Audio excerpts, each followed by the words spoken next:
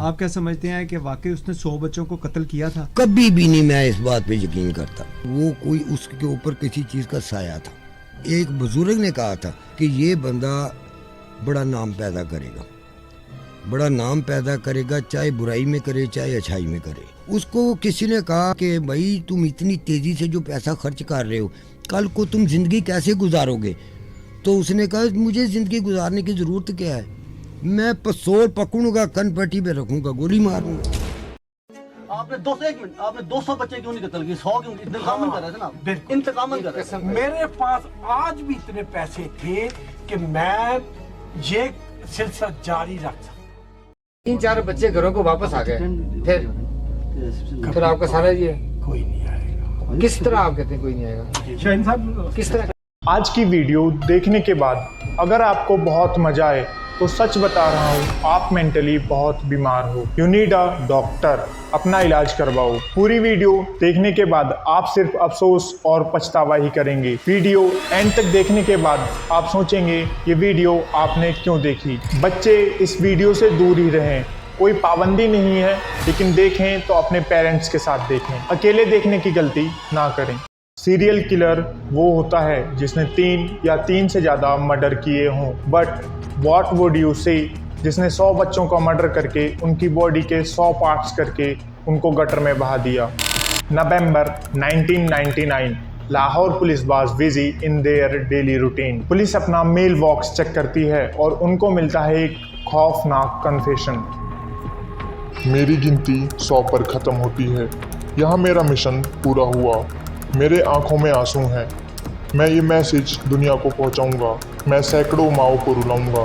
मैं उनके बच्चों को अगली दुनिया में बिना कफन के गटर के जरिए भेजूँगा। उस लेटर में एक एक बच्चे का नाम और किस तरीके से उनका मर्डर किया था, कितना टाइम लगा था उनकी बॉडी को एसिड में डिसॉल्व होने में, और लास्ट में कातिल अपने घर का एड्रेस लिखता है 16B राबी रोड। डिप्टी सुपरिटेंडेंट ऑफिसर तरीक एम्बो अपने कुछ पुलिस ऑफिसर्स के साथ दिए गए एड्रेस पर पहुंचते हैं। दरवाज़ा नॉक करने पर एक आदमी बाहर आता है।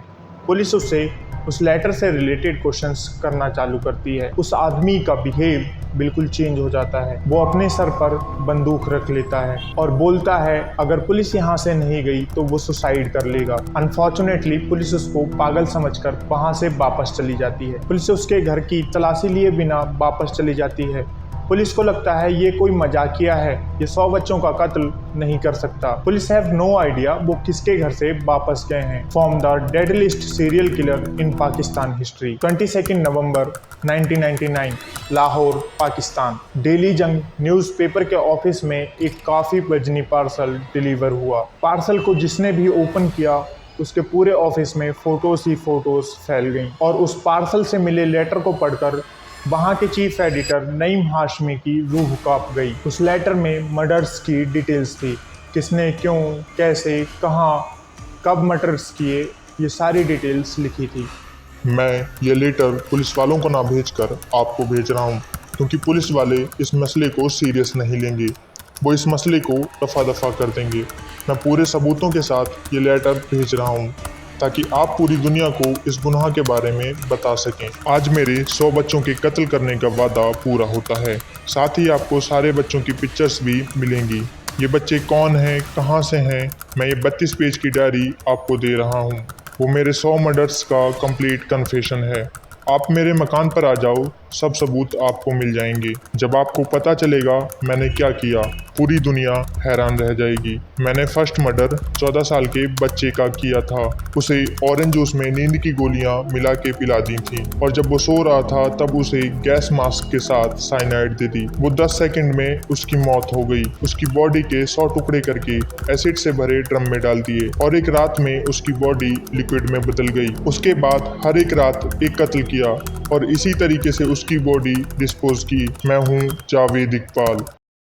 आपने 200 बच्चे क्यों नहीं कत्ल किए? 100 क्यों? इंतकामन कर रहे थे ना, बिल्कुल इंतकामन कर रहे थे। मेरे पास आज भी इतने पैसे थे कि मैं ये सिलसिला जारी रख सकता। डेली जंग के क्राइम रिपोर्टर जमील चिश्ती तुरंत इसकी इन्वेस्टिगेशन चालू कर देते हैं। ये लेटर किसने और क्यों भेजा, कोई पागल तो नहीं। चिश्ती साहब तुरंत उस लेटर में लिखे एड्रेस पर पहुंचे। वहां ताला लगा था। चिश्ती साहब घर की दीवार कूदकर घर के अंदर गए। वहां एक अजीब सी महक थी और सामने उन्हें 85 जोड़ी चप्पल मिली थी। This is very creepy thing. वो थोड़ा सा और आगे गए, तब उन्हें कपड़ों से भरी एक बोरी मिली। चिश्ती साहब ने जब दीवारों पर देखा तो वहां बच्चों की फोटोज लगी थी और ये बच्चों की फोटोज वही सेम फोटोज थी जो उसने लेटर के साथ भेजी थी। नींद की गोलियां, खिलौने। चिश्ती साहब थोड़ा सा और आगे गए, तब उन्हें ड्रम्स मिले। उन्होंने ड्रम्स को ओपन करके देखा तो उनके हाथ जल गए क्योंकि ड्रम्स एसिड से भरे हुए थे। जब ड्रम खोला तो आप सोच भी नहीं सकते मेरी क्या हालत हुई। उसमें लोथड़े थे और एसिड से मेरे हाथ जल गए और उसको मैंने जानबूझ के इन बॉडीज को डिसॉल्व नहीं किया ताकि अथॉरिटी उससे पहचान कर सके, और अब मैं जा रहा हूँ रावी रिवर सुसाइड के लिए। अगर आपकी एज कम है और कहानी सुनते हुए आप यहाँ तक आ गए हो तो एक बार फिर सोच लो ये वीडियो देखनी है या फिर नहीं।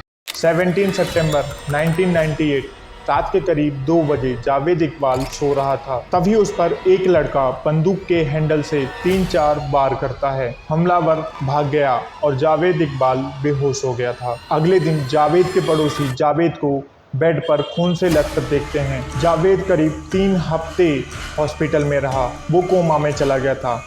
जब भी उसे थोड़ा बहुत होश आता तो वो अपनी रोती हुई माँ का चेहरा देख बहुत गुस्सा करता था। उसकी माँ अपने बेटे को इस हालत में देख बहुत परेशान रहने लगी और इस दुनिया से चल बसी। जावेद 15 दिन बाद हॉस्पिटल से डिस्चार्ज होता है और तब उसे पता चलता है कि उसकी माँ एक्सपायर हो चुकी हैं। जावेद अपनी माँ के जाने के बाद पगला गया था और तब उसने फैसला लिया जिस तरह उसकी माँ उसके लिए रोई थी उसी तरह वो 100 माँओं को रुलाएगा। जिस तरह उसकी माँ उसके लिए तड़पी थी उसी तरह वो 100 माँओं को तड़पाएगा। जावेद इकबाल 1961 में लाहौर पाकिस्तान में पैदा हुआ था। वो अपने माँ बाप का 6th चाइल्ड था। His father was rich. वो बचपन से ही काफ़ी जिद्दी था। अगर जावेद को कोई चीज़ पसंद आती थी तो उसे हर हालत में वही चीज़ चाहिए थी। कॉलेज की पढ़ाई ख़त्म होने के बाद जावेद के फादर ने उसके लिए लोहे का बिजनेस स्टार्ट कर दिया। जावेद यंग बॉयज़ को ही नौकरी पर रखता था क्योंकि वो कम सैलरी पर काम करते थे। बच्चों को हायर करने का मेन रीज़न जावेद को पीडियोफिलिक डिसऑर्डर भी था, मतलब उसका इंटरेस्ट छोटे बच्चों में ज़्यादा था ना कि फीमेल्स में। जावेद को लड़के ज़्यादा अट्रैक्टिव लगते थे। Whenever his family talked about to marriage, he used to refuse. He can't explain to their parents कि उसको लड़कियों में इंटरेस्ट नहीं है, उसे सिर्फ लड़के पसंद हैं। आफ्टर सम टाइम जावेद की ज़बरदस्ती मैरिज होती है और शादी के 1 साल बाद उसका डिवोर्स हो जाता है। जावेद गली में खेल रहे बच्चों को बहला फुसलाकर घर में ले आता और उनका शोषण करता। बदले में उनको खाने पीने की चीज़ें देता और कपड़े देता। उसके इस काम के बारे में एक धार्मिक संस्थान को पता चलता है और पुलिस उसको अरेस्ट कर लेती है। उसको 6 महीने की जेल और 100 लाठियाँ खाने की सज़ा मिलती है। इन लाठियों को याद रखना ये बहुत ज़्यादा इम्पोर्टेंट।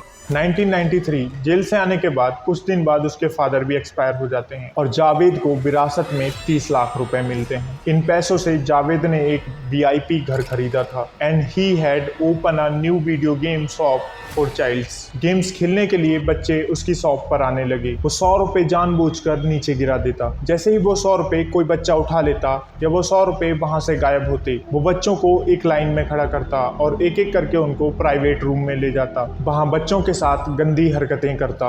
उसका ये सिलसिला कंटिन्यू ऐसे ही चलता रहा। बच्चे बाहर कुछ ना बोलें इसलिए उनको खाने पीने की चीजें और कपड़े देता था। इसमें उसका बहुत खर्चा होने लगा था जिसके चलते उसने अपना घर बेच दिया था और जावेद एक नया घर रेंट पर लेता है 16B रावी रोड। वो यहाँ पर गरीब बच्चों को लाता जो उसने बस स्टैंड से या फिर दादा दरबार मस्जिद से उठाए थे। पैसों और खाने पीने का लालच देता और उन बच्चों को घर ले आता। घर लाने के बाद उनके साथ गलत काम करता। उसने अभी तक एक भी बच्चे को नहीं मारा था, लेकिन अब आती है वो रात। 17 सितंबर 1988 मैंने एक खूबसूरत 18 साल के लड़के को देखा। उसे रोजगार के लिए मैंने उसको अपना नौकर बनने की सलाह दी। वो मान गया और मैं उसको अपने घर ले आया। घर लाने के बाद मैंने उसको कैद कर लिया, उसके साथ जबरदस्ती की, उसे मसाज करने को कहा। आज भी मैंने उसका रेप किया। मैंने दरवाजे को लॉक किया और तकिए के नीचे चाबी रख के सो गया। उस लड़के को वहीं सोना पड़ता था। उस लड़के को वहाँ एक राइफल दिखती है। वो लड़का राइफल के हैंडल से जावेद को मारता है, जो उसकी जिंदगी का टर्निंग पॉइंट था, क्योंकि इसके बाद वो हॉस्पिटल में अपनी माँ को रोता हुआ देखता है और कुछ टाइम बाद अपनी माँ को हमेशा के लिए खो देता है। वो बदले की आग में पागल हो गया था। मुझे बुरी तरीके से मारा गया, मेरा सर कुचल दिया गया, मेरी माँ को रुलाया गया। मुझे इस दुनिया से नफरत है। मैं 100 माँओं को रुलाऊंगा, बिल्कुल जैसे मेरी माँ रोई थी। मई 1999 में वो 147 डे में 100 बच्चों को गायब कर चुका था। मेरे पहले कत्ल के बाद इस जंग का ऐलान हो चुका था। मैंने डेड बॉडी को मिटाने के लिए एक बेहतर तरीका निकाला। मैंने सल्फ्यूरिक एसिड और हाइड्रोक्लोरिक एसिड को मिक्स किया और बॉडी के 100 पार्ट्स करके एसिड से भरे ड्रम में डाल दिया और सिर्फ 12 घंटे में बॉडी लिक्विड में बदल गई। 13 अगस्त Friday, I murdered 3 boys. No one will miss them, no one will care.